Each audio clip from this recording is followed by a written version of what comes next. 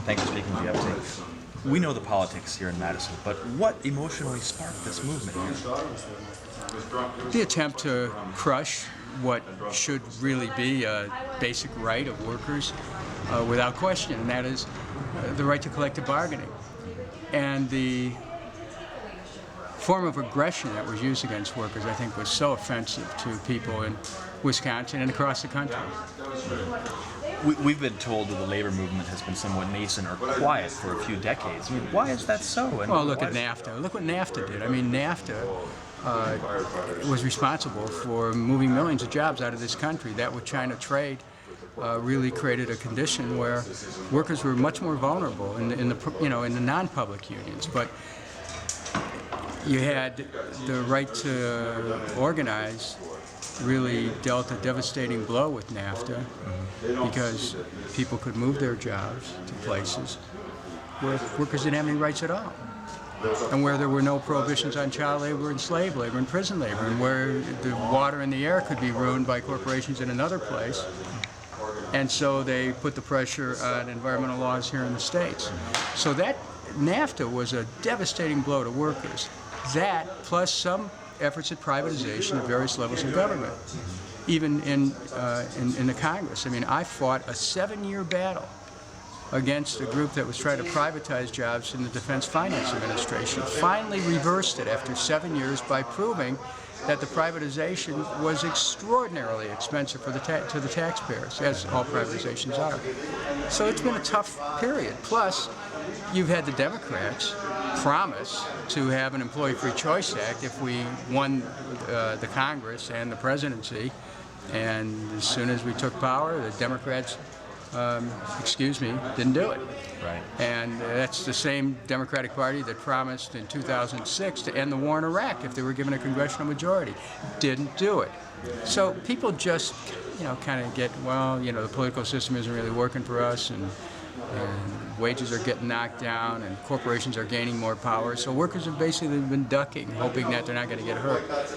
Now, after Wisconsin, they started to get fired up again, which can only be good for the country. Right.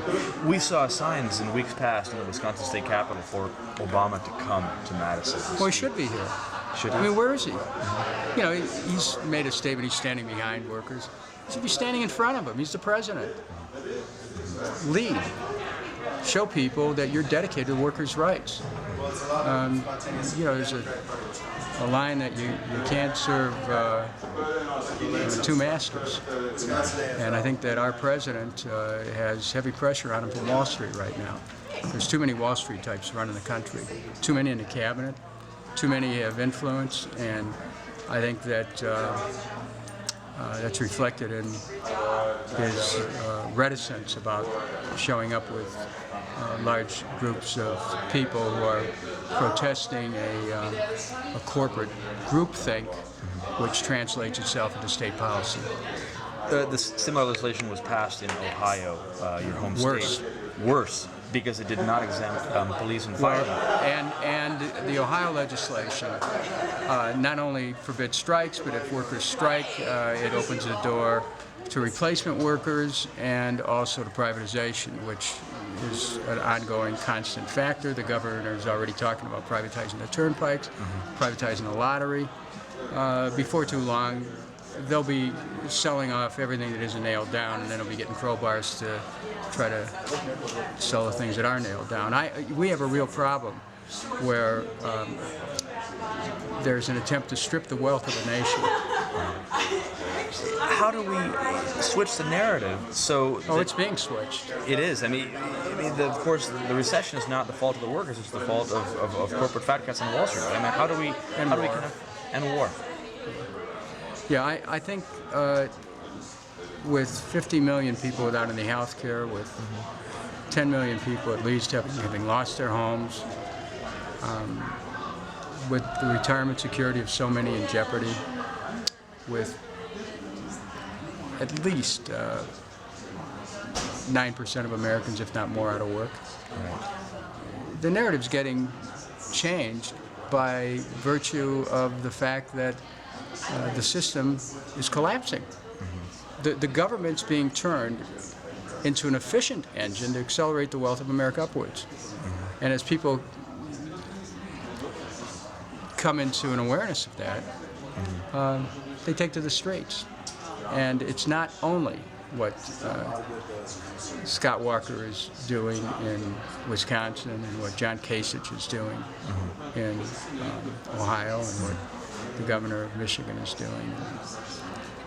It's the whole national climate where people are just rebelling against it, and there's a revolt underway. And the same tide that that swept the Republicans into power is going to come back. But whether it comes back in the direction of bringing Democrats back, depends on whether the Democrats actually have anything to say that's relevant.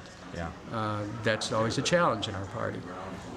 Other than to say we're not Republicans. Not enough to say you're not Republican. If it's enough to say jobs for all, healthcare for all, education for all, retirement security for all, peace.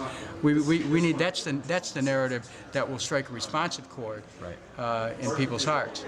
But if it's just some kind of political pablum about, well, Republicans aren't providing jobs. Okay, well, what did we do? A Democrat in the White House and yet no end in sight for Afghanistan. How does that change? No, worse than that. The war is getting extended. All right, what time is it that now? we know. The war is getting elongated. How does that change your push for Department of Peace? Oh, it intensifies it. It also intensifies the efforts to try to end these wars. President Obama promised an end to this war. He went along with General Petraeus' surge.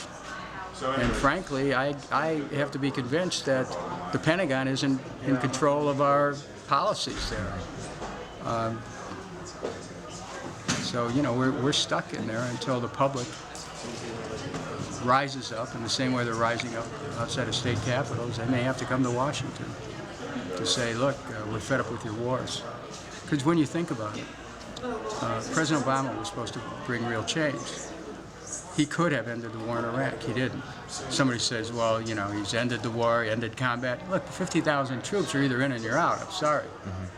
This is starting to sound like a Katy Perry song after a while. And I think that it's the lack of will to bring an end to the war, the wars, the lack of will to end the national security state. The lack of will to take on the Pentagon, not by some silly cut of $60 billion over X number of years. Look, half of that budget could be cut. It's all based on propagating war. We have to really decide who we are as a nation. And if we're going to keep spending money for the Pentagon, if they're going to take over 50% of discretionary spending in the budget, if they're going to push the president to continue to prosecute wars, then we're in for massive poverty in this country. And so we have to get control of that and really take a stand for peace, because peace is practical. If you ever want to understand the impracticality of war, we're going to spend $3 trillion on a war based on lies, Iraq. And we will spend trillions of dollars on a war that's based on an abysmal reading of history in Afghanistan.